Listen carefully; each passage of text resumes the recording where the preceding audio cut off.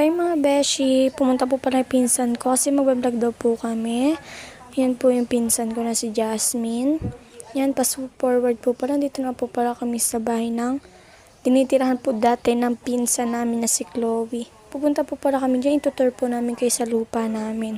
Yung tatawanan po pala kami dyan ng pinsan ko. Tutur po pala namin kayo guys ng pinsan ko. Yan po lawak po niyan. Madami po kayong pupuntahan yan guys. Kaya comment nyo na po kung tagasan po kayo. Yan, naglalakad na po pala kami. Papunta na po pala kami dun guys sa pupuntahan namin. Fast forward po pala doon po kami pupunta sa tinuturo ko po.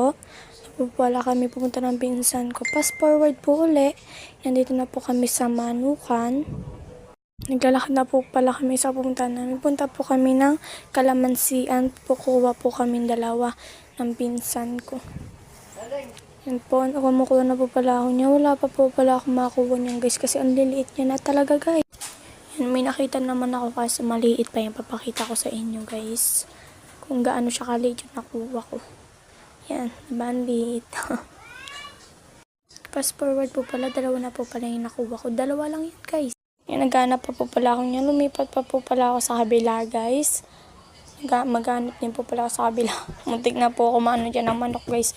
Dami po talagang mga manok dyan guys. Yan po. Fast forward po pala naglalakad na po pala kami. Pabalik na po pala kami sa...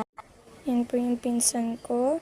Naglalakad na po pala kami niyan. Fast forward po pala guys. Nandito na po pala kami sa bahay na tinitirahan ng pinsan ko dati.